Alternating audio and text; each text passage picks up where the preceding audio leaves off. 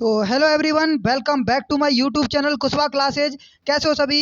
आशा और उम्मीद आप सब मस्त हैं, स्वस्थ हैं और अपनी तैयारी में व्यस्त हैं। जैसा कि सभी विद्यार्थियों को विदित है कि जो आपने क्या है जो पीटीटी की परीक्षा है, जी हाँ, सभी विद्यार्थियों ने पीटीटी परीक्षा 2024 को दिया है। जिन भी विद्यार्थियों ने, उनके लिए जो विशेष सूचना है वो सामने निकल करके क्या आ रही है, आपका रिजल्ट जारी कर दिया गया है। उसके बाद में जो आपका काउंसलिंग है, बिल्कुल जो उसका काउंसलिंग का शेड्यूल भी उन्होंने जारी कर दिया विभाग द्वारा। तो देखिए क्या ये संपूर्ण जानकारी की बात हम करने वाले हैं यहाँ पर। यानी कि 200 पर आपको कॉलेज किस प्रकार से मिलेगा, यानी कि 200 नंबर यदि आपके आ रहे हैं पीटीटी में, तो उस पर आपको कॉलेज किस प्रकार से मिलेगा उसके बारे में यहाँ पर डिस्कशन करने वाले हैं। और सबसे बड़ी बात की काउंसलिंग आपको किस प्रकार से करनी है, तो ये जो परिचर्चा है इस वीडियो में करने वाले हैं। और क्या गलती है जो आपको नहीं करनी है, तो संपूर्ण जानकारी आपको इसी वीडियो के माध्यम से आपको मिल जाएगी। बिल्कुल जो भी विद्यार्थी चैनल पर पहली बार हैं तो चैनल को सब्सक्राइब कर लें और इस सूचना को अपने जितने भी विद्यार्थी हैं, जितने भी आपके फ्रेंड हैं, वहाँ तक जरूर शेयर करें। ठीक है, चलिए बिना किसी देरी के देखिए शुरू करते हैं। सबसे पहले जो आपका रिजल्ट आया था उसके बारे में बात करने वाले हैं कि उस रिजल्ट में क्या रिस्पॉन्स रहा था, बच्चों का क्या था। ठीक है, देखिए सबसे पहले सामने सूचना है कि जो आपका रिजल्ट था उसके बारे में। ठीक है, देखिए तो ये यहाँ पर जो सूचना थी वो आप सभी के सामने है। चलिए सूचना के बारे में बात करेंगे। देखिए थोड़ा सा मैं आप सभी के सामने डिस्कस करना चाहूँगा।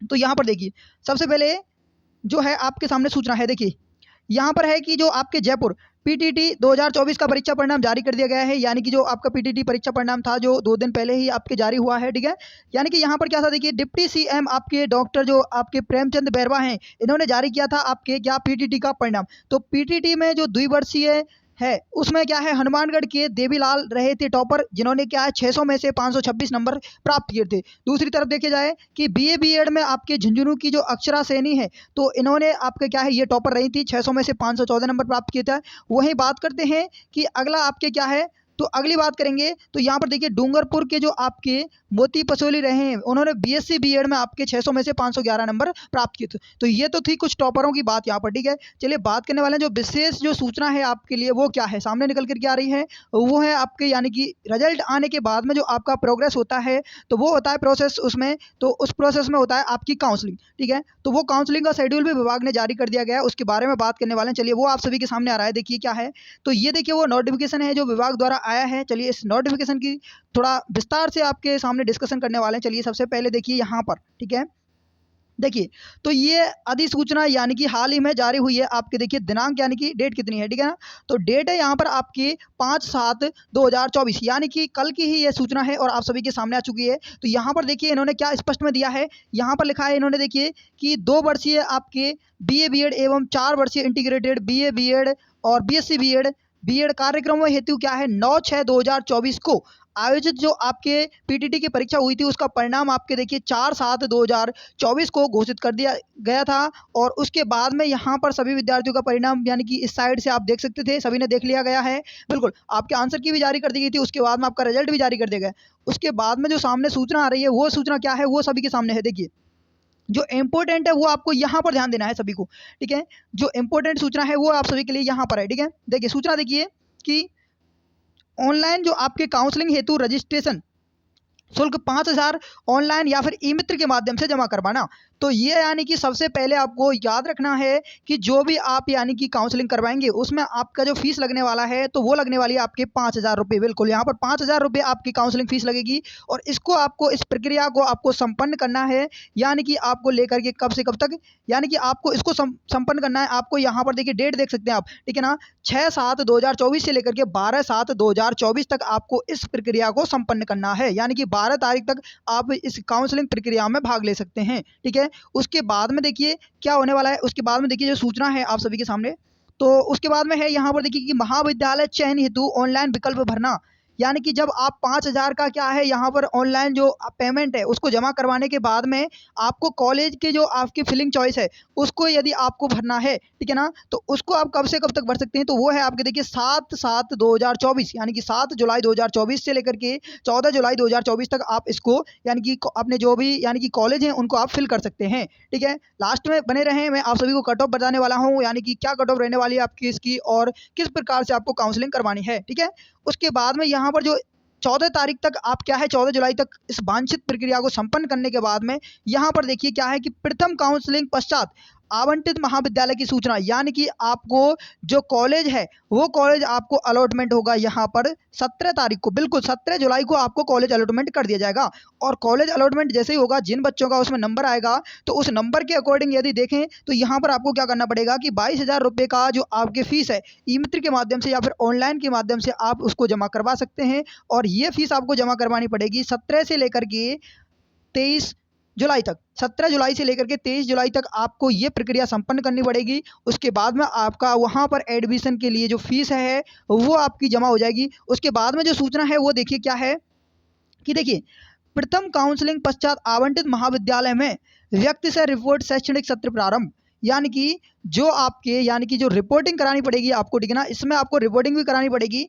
तो यहाँ पर जो सत्र आपके प्रारंभ हो जाएगा वो आपके 17/7 से लेकर के यानी कि 26/7/2024, यानी कि इसके मध्य में आपके क्या है वो सेशन आपका शुरू हो जाएगा। यदि बिल्कुल यहाँ पर तो आपका एडमिशन यानी कि यहाँ पर कंफर्म हो जाएगा सभी विद्यार्थियों को, ठीक है। यदि मान के चलिए आपको दूसरा कॉलेज मिला है और आपको चाहिए था पहले वाला कॉलेज और वो कॉलेज आपको नहीं मिला है, तो इस प्रक्रिया में आप क्या करेंगे, तो उसके लिए आपके यहाँ पर एक ऑप्शन दिया जाता है, वो सभी विद्यार्थियों के लिए है। विशेष रूप से आप सभी विद्यार्थी ध्यान देंगे। देखिए, अपवार्ड मूवमेंट हेतु ऑनलाइन आवेदन महाविद्यालय में रिपोर्ट पश्चात, यानी कि सबसे पहले आपको क्या है 17/7/2024 से लेकर के 26 जुलाई तक यानी आपको क्या है रिपोर्टिंग करानी पड़ेगी। और रिपोर्टिंग के बाद में ही आपको क्या है यहाँ पर देखिए 17/7/2024 से लेकर के आप 27/7/2024, ठीक है ना। तो इसके मध्य में आप अपवार्ड मूवमेंट का बिल्कुल जो फॉर्म है उसको फिलअप कर सकते हैं, अपवार्ड मूवमेंट करवा सकते हैं, ठीक है।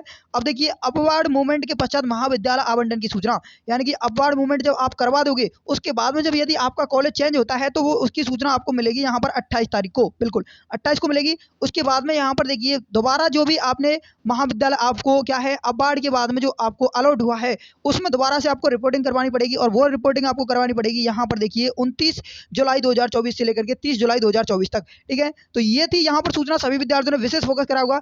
अभी सभी विद्यार्थियों के मन में डाउट होगा कि सर अपवार्ड मूवमेंट होता क्या है, ठीक है ना। तो अपवार्ड मूवमेंट क्या होता है वो मैं आप सभी के सामने रखना चाहूंगा। देखिए, चलिए, जो अपवार्ड मूवमेंट है वो क्या होता है, तो अपवार्ड मूवमेंट का मतलब होता है, देखिए, तो अपवार्ड मूवमेंट क्या होता है, अपवार्ड मूवमेंट, तो देखिए इसका मतलब होता है अपवार्ड मूवमेंट का, तो यानी कि देखिए मान के चलिए आपने कॉलेज भरी थी, आपने जैसे कि 5 कॉलेज, ठीक है ना। तो देखिए जैसे कि 1 नंबर कॉलेज भर दिया आपने, 2 नंबर भर दी, 3 नंबर, इस प्रकार से ये कॉलेज भर दी।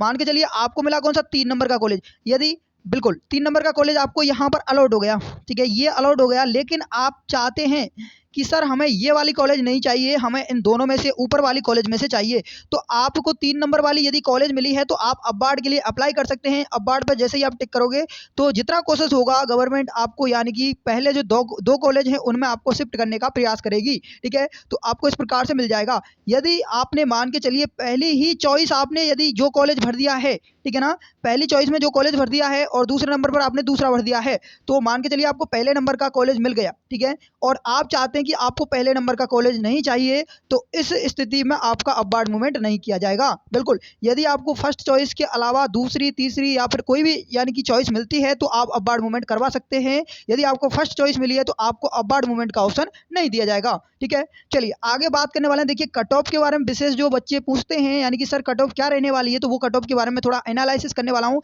किन विद्यार्थियों को काउंसलिंग करवानी है, क्या मैटर है, वो सभी सामने है आपकी। देखिए, सबसे पहले यहाँ पर बात करेंगे, चलिए देखिए क्या है, देखिए पीटीटी 4 वर्षीय जो कट ऑफ है, जो पीटीटी परीक्षा जो 4 वर्ष वाली होती है, बीए बीएड या फिर बीएससी बीएड, ठीक है, उसकी कट ऑफ के बारे में बात करें यहाँ पर।